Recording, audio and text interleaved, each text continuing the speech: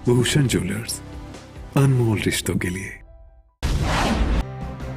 मुख्यमंत्री Jairam Thakur corona positive पाए गए हैं। उन्होंने ट्वीट कर इस बात की जानकारी दी। मुख्यमंत्री ने ट्वीट करते हुए कहा कि कुछ दिन पहले किसी कोरोना पॉजिटिव व्यक्ति के संपर्क में आने के कारण मैं बीते एक सप्ताह से अपने आवास पर क्वारंटीन था। गत 2 दिनों से कोरोना के कुछ लक्षण सामने आने के कारण आज कोरोना टेस्ट करवाया गया, जिसकी रिपोर्ट पॉजिटिव आई है। डॉक्टरों की सलाह पर मुख्यमंत्री अपने सरकारी आवास में ही आइसोलेट हैं। बता दें कि मुख्यमंत्री जयराम ठाकुर रोहतांग टनल के उद्घाटन समारोह के दौरान बंजार के विधायक सुरेंद्र शौरी के संपर्क में आए थे। कांग्रेस प्रदेश अध्यक्ष कुलदीप राठौर ने कृषि कानून को लेकर केंद्र सरकार पर हमला बोला। राठौर ने कहा कि कांग्रेस सरकार ने जय जवान जय किसान का नारा देते हुए किसानों के हितों के लिए काम किया, लेकिन अब किसानों के हितों को दरकिनार कर उनको बर्बाद करने के कानून लाए जा रहे हैं। साथ ही राठौर ने रोहतांग टनल पर मुख्यमंत्री और बीजेपी नेताओं के बयानों पर खेद जाहिर किया और कहा कि इस पर शिलान्यास करने वाली कांग्रेस को श्रेय न देकर खुद श्रेय ले रहे हैं। यहाँ तक कि रोहतांग से सोनिया गांधी के नाम की शिलान्यास की पट्टिका भी गायब है, जिसको लेकर मुख्यमंत्री को पत्र लिखा है। 15 दिन में यदि ये पट्टिका नहीं लगाई गई तो FIR के साथ आंदोलन भी तेज किया जाएगा। वन मंत्री राकेश पठानिया ने धर्मशाला में 1.66 करोड़ के विकास कार्यों का शिलान्यास किया। 1 साल के भीतर इन कार्यों को पूरा कर जनता को समर्पित कर दिया जाएगा। पठानिया ने कहा कि प्रदेश में इको टूरिज्म के लिए 9 साइट्स चिन्हित की गई हैं। इसमें से 2 साइट्स पराशर झील मंडी और चंबा जोत की प्रेजेंटेशन तैयार कर केंद्र को भेज दी है। प्रदेश में खिलाड़ियों के लिए हाई एल्टीट्यूड प्रशिक्षण संस्थान बनाया जाएगा। ओलंपिक कॉमनवेल्थ के लिए भारत सरकार एथलीट को अन्य देशों में न भेजकर यहाँ भेजे, ऐसा प्रपोजल भारत सरकार को भेजा है। हिमाचल प्रदेश में यूथ कांग्रेस के चुनावों की तैयारी जोरों पर है। यूथ कांग्रेस के चुनाव नवंबर महीने में होना संभावित है। इन चुनावों के लिए 3 लाख से ज्यादा लोगों ने सदस्यता के लिए आवेदन किया है, जिसमें 98,000 सदस्यों की सदस्यता को सही माना गया है और 2,60,000 से ज्यादा सदस्यों की सदस्यता फिलहाल होल्ड पर रखी है। प्रदेश यूथ कांग्रेस के अध्यक्ष पद के लिए 41 उम्मीदवारों के आवेदन प्राप्त हुए हैं, जिनमें वोटिंग के बाद टॉप 3 उम्मीदवारों के इंटरव्यू के बाद किसी एक उम्मीदवार को अध्यक्ष पद की जिम्मेवारी सौंपी जाएगी। इसके अलावा 3 की सदस्यता को क्रिमिनल रिकॉर्ड होने के कारण खत्म कर दिया गया है। क्रिमिनल रिकॉर्ड वाले सदस्य दोबारा सदस्यता के लिए आवेदन नहीं कर सकेंगे। कुल्लू में दशहरा पर्व की पहली बैठक का आयोजन हुआ। इस बैठक में दशहरा कमेटी के अध्यक्ष एवं शिक्षा मंत्री गोविंद सिंह ठाकुर ने मुख्य तौर से भाग लिया। साथ ही इस बैठक में यह निर्णय लिया गया कि कोरोना के नियमों का पालन करते हुए देव महाकुंभ अंतर्राष्ट्रीय दशहरा उत्सव में भगवान रघुनाथ की भव्य रथ यात्रा होगी।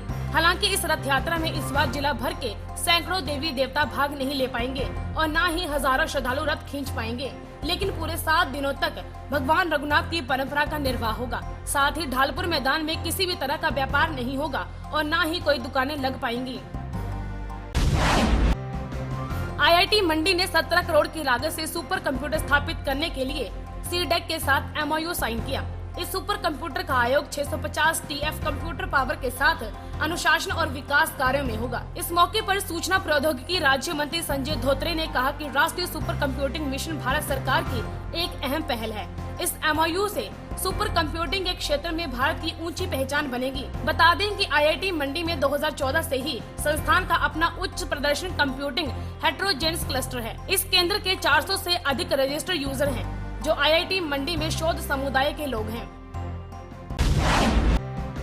हमीरपुर से सुजानपुर जा रही एक निजी बस में अचानक आग लग गई। बस स्टैंड से निकलते ही बस में कुछ दूरी पर धुआं निकलने लगा। फायर ब्रिगेड ने मौके पर पहुंचकर आग पर काबू पा लिया।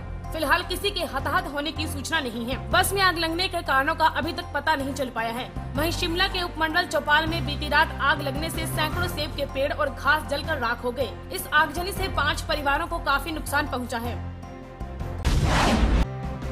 रक्षा मंत्री राजनाथ सिंह ने 7 राज्यों और केंद्र शासित प्रदेशों में BRO द्वारा बनाए गए 44 पुलों का ऑनलाइन उद्घाटन किया। देश की सीमाओं को सुरक्षित करने की दिशा में यह काफी अहम है। इन 44 पुलों में से जम्मू कश्मीर में 10, लद्दाख में 7, पंजाब में 4, उत्तराखंड में 8, अरुणाचल प्रदेश में 8, सिक्किम में 4 और हिमाचल प्रदेश के 2 पुल भी शामिल हैं। इनमें मनाली लेहमार के दारचा में भागा नदी पर बनाया गया पुल और दूसरा लाहौल को कुल्लू घाटी से जोड़ने वाला चेंद्रा नदी पर बनाया गया पुल शामिल है।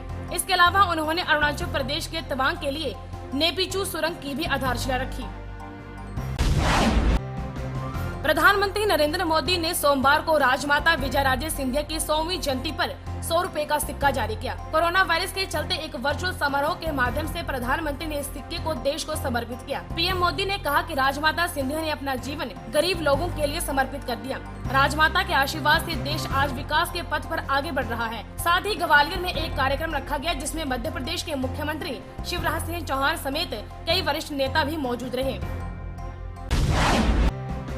प्रदेश में कोरोना से मृतकों का आंकड़ा लगातार बढ़ता जा रहा है। सोमवार शाम तक प्रदेश में 3 मौतें हुई, जिसमें शिमला, हमीरपुर और ऊना में एक व्यक्ति की मौत शामिल है। प्रदेश में मृतकों का आंकड़ा 246 पर पहुंच चुका है। शाम तक प्रदेश में कोरोना के 47 नए मामले सामने आए हैं, जबकि 148 लोगों का सफल उपचार हुआ है। प्रदेश में कोरोना का कुल आंकड़ा 17,455 हो चुका है, जिनमें 2,585 मामले अभी भी एक्टिव हैं।